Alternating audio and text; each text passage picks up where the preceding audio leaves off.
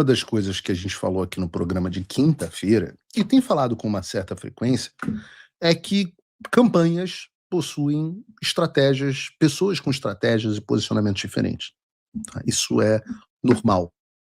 Você tem pessoas que pensam diferente e o ônus da decisão sempre, de qual caminho seguir, sempre recai sobre o candidato. Mas é bom, inclusive, que ele se cerque de pessoas com visões diferentes e que têm, portanto, estratégias diferentes para ganhar a eleição. Todas essas pessoas, eu hoje considero que todas as pessoas que estão no entorno do Flávio querem que ele ganhe.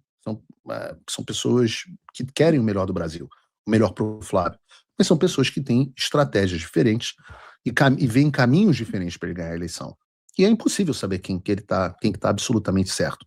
Né? Mas se eu achasse que eu não estava certo, eu mudaria de opinião. Né? Eu não tenho nenhum compromisso, aliás, com a minha opinião, eu tenho compromisso com a realidade, tenho compromisso com o resultado final, tenho compromisso com o Flávio presidente, que é o que é bom para o Brasil, que é o que avança as nossas ideias, é o que avança, melhora a nossa vida. E uma das divergências que existe é a respeito de como lidar com o próprio eleitor. Pois hoje saiu uma pesquisa da Meio Ideia que demonstra, é uma boa notícia, Flávio Bolsonaro à frente de Lula por menos de 1 ponto percentual, 0,8 pontos percentuais. Menos de 1 ponto percentual. 0,6, perdão. Eu não consigo enxergar aqui. 45,3 tem como aumentar? 45,3 a 44. É que o meu retorno é pequenininho, não mudou nada. 45,3 a 44,7. Pronto. É uma vantagem pequena. Mas há um componente importante a se observar, que é esse componente que eu comentei na semana passada. Eu perguntei aqui no programa o quanto que o eleitor do Flávio está à frente. É um resultado maravilhoso, melhor do que qualquer Bolsonaro teve até hoje. Mas o quanto que esse eleitor do Flávio estaria consolidado. O quanto que ele aceitaria de posicionamentos que são moderados demais e o quanto que ele aceitaria da falta de exposição de pautas de direita, que são muitas. As posições do Flávio de direita são muitas. Essa, por exemplo, da maioridade penal, que eu disse ontem, e trago aqui, porque ontem a gente estava sem o gráfico, vejam que coisa impressionante. 90% de aprovação para a redução da maioridade penal. Uma pauta do Flávio Bolsonaro. Impossível, né? Mais aprovação. Não existe nenhuma pauta popular com mais aprovação que isso. Tantas outras pautas que são do Flávio, são na área de segurança pública, econômica, etc., o próprio posicionamento dele antissistema são pautas de direita. E é por isso, inclusive, pela essa falta de divulgação de propostas do Flávio, que a gente travou uma guerra tão grande com os deputados que têm influência sobre a base e que não dão visibilidade necessária a essas propostas direitas do Flávio. Né? Não basta só fazer conteúdo contra o Lula. É bom fazer conteúdo contra o Lula, claro, mas é importante mostrar aos eleitores quais são as propostas do Flávio, qual é a ideia do Flávio. Olha a luta que o Flávio está travando para que um vagabundo de 17 anos que matou alguém, que roubou alguém, não continue solto.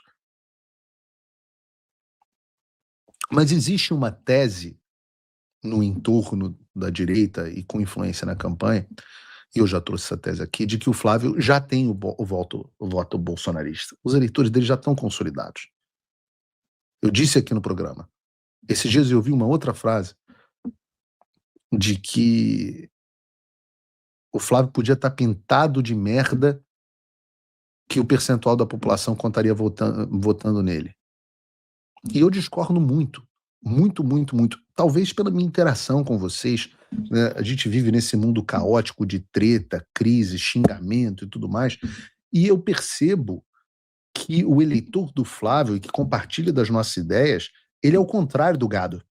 Ele é um eleitor extremamente crítico. Essa pesquisa do Meio Ideia mostra exatamente isso, que o eleitor da direita é o mais crítico, e mostra em números. Por quê?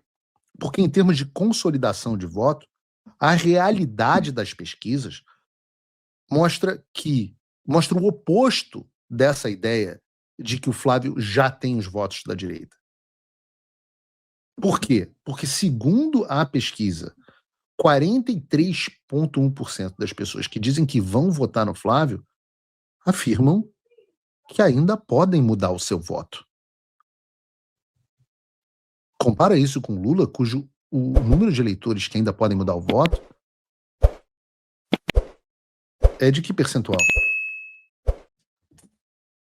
27%. 27%. Aí vocês façam as contas.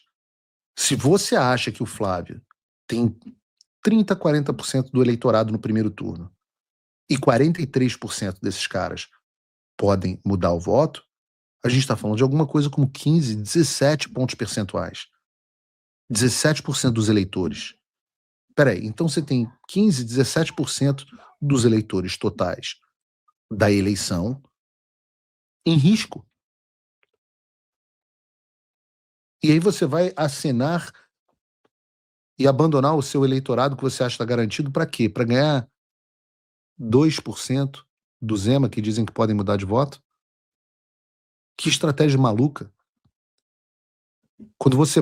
O quanto você pode abrir mão da sua militância pedindo voto e fazendo campanha para você com pessoas engajadas que não vão preferir ficar dormindo no domingo em vez de votar, pessoas que consideram o resgate do Brasil como uma missão.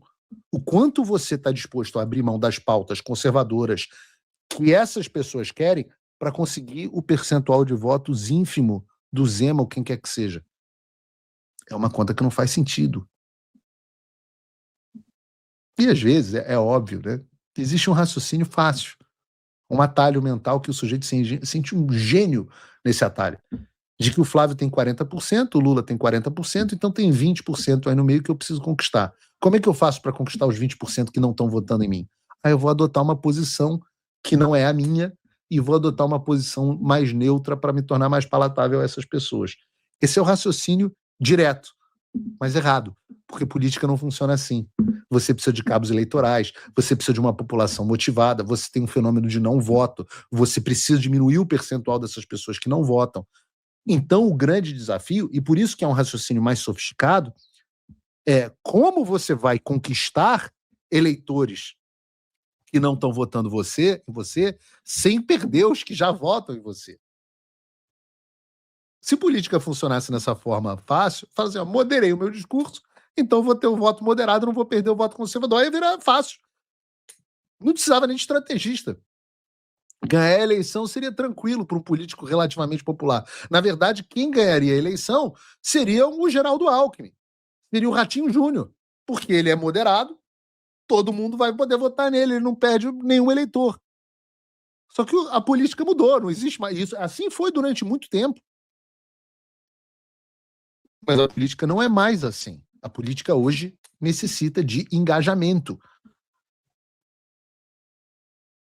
Felizmente, eu não vou trazer só a solução, não vou trazer só o problema, eu vou trazer a solução, porque eu acho que a solução é até relativamente simples.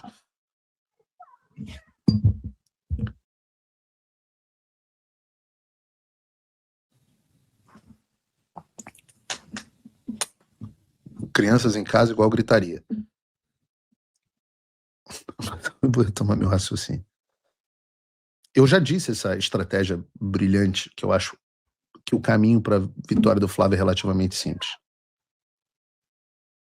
O meu ponto de vista é que a rejeição ao Bolsonaro, herdada parcialmente pelo Flávio, é uma rejeição não às propostas do Bolsonaro, mas à estética do Bolsonaro.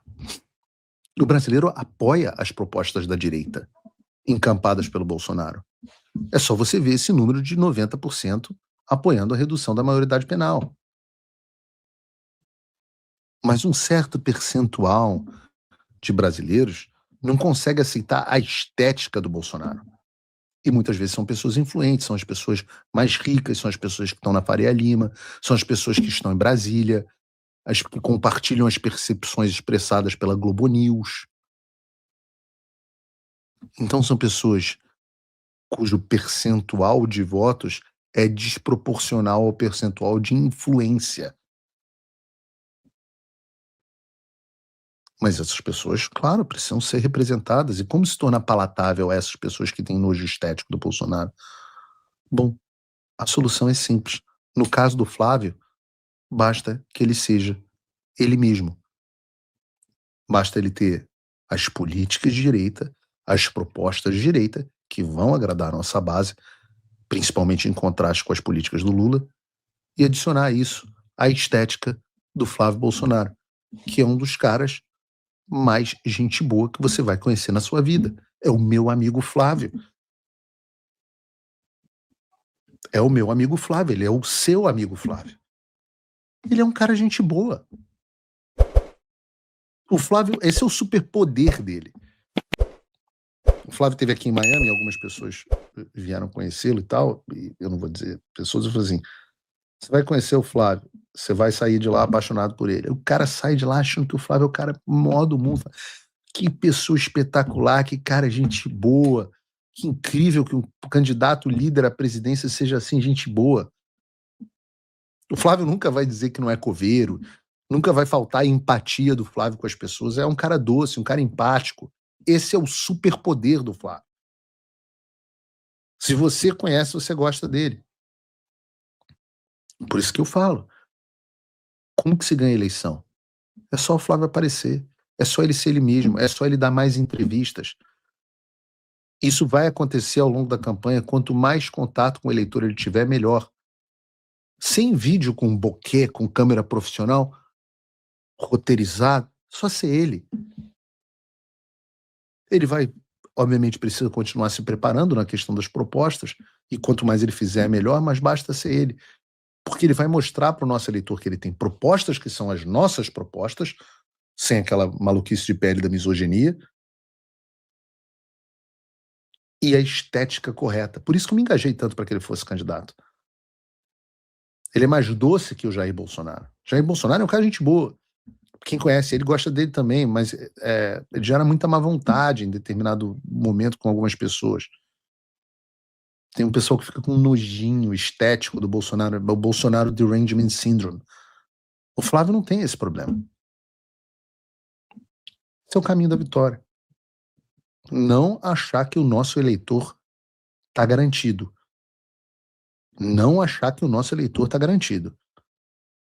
Esse é o caminho para a derrota.